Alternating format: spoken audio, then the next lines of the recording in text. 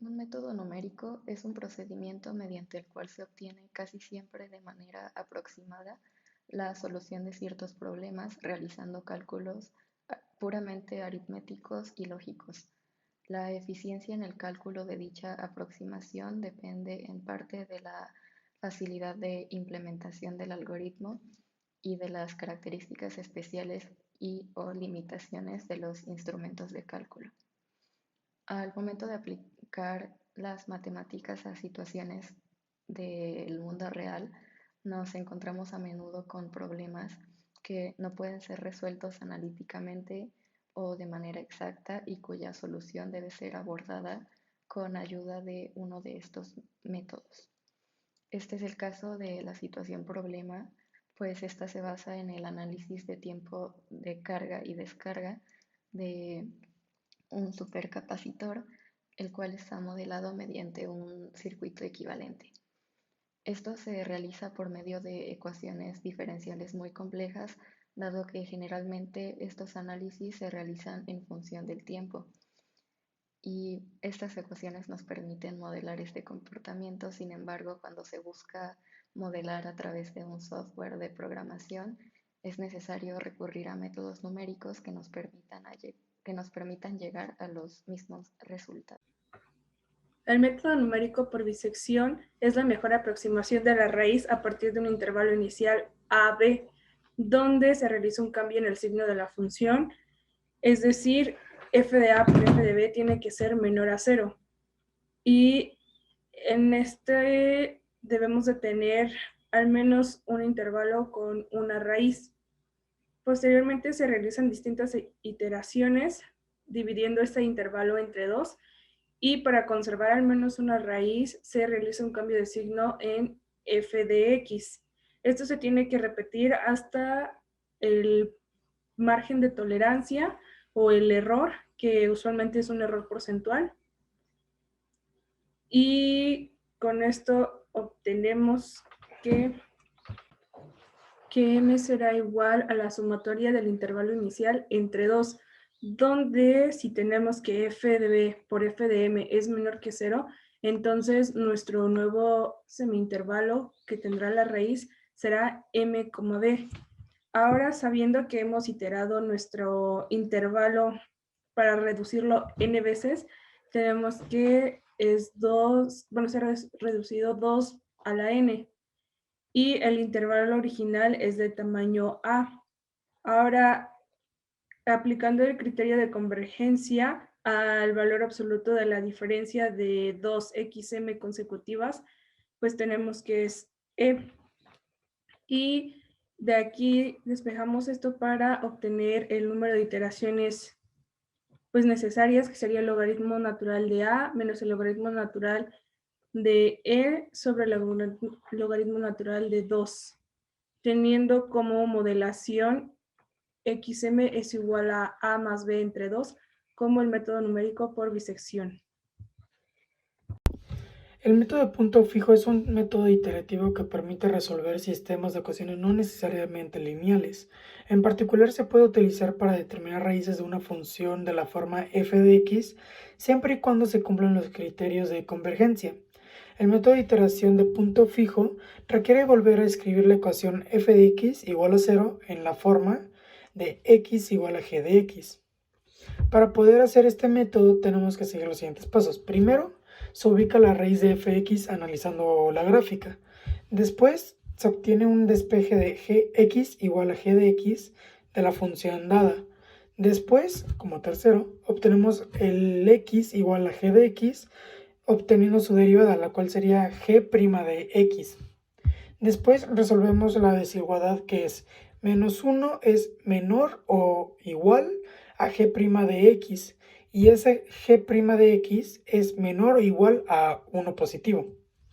Y con esto obtenemos el rango de valores en los cuales está el punto fijo, que es llamado r. Con r buscamos la raíz en g de x, es decir, g de r, que es igual a r, haciendo iteraciones de la operación. Y al momento de hacer estas iteraciones, se van a ver que va a haber unos grandes valores de R, o sea, se va a ver un rango. el cual encontraremos la raíz haciendo iteraciones del problema. Al momento de hacer varias iteraciones se va a tener un resultado y ese va a ser el resultado o el valor de este método. Hola, ¿cómo están? Yo les voy a explicar sobre la argumentación oral, el punto 4, que es interpretar los 3 casos de simulación del segundo avance del reto y de la situación problema. Los casos son los siguientes, son 3 y tienen sus condiciones iniciales. Aquí está un gráfico con todo el script que genera ciertas variables y aquí están sus condiciones iniciales. Si nosotros corremos la primera condición inicial,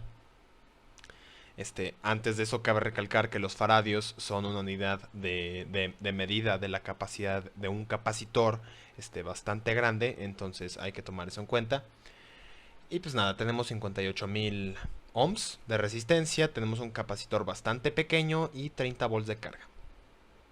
Veamos cómo se comporta. Bueno, al momento de que nosotros podemos observar el comportamiento, vemos cómo tiene una subida bastante rápida y que llega a su carga máxima o a 5 tau, que tiende al infinito. O sea, cuando un condensador o un capacitor, como se le diga, como le quieran decir, llega a su carga máxima, llega a 5 tau y tiende al infinito, ¿no? Porque va a estar cargado ya a su máximo voltaje. Y podemos ver que se carga entre un intervalo, o sea, en el intervalo de 0 a 100, entre el intervalo 60 y de 80 segundos, se carga a su máximo. Ahora, si nosotros vemos, le hacemos zoom, diríamos que la corriente es 0, pero realmente no. O sea, tiende a 0. Ese es su comportamiento verdadero. Pero podemos ver que es prácticamente despreciable, ¿no? Es muy pequeño el valor de la corriente. Pero esto ocurre gracias a que la resistencia es bastante elevada, la cual se opone al paso de la corriente, ¿no?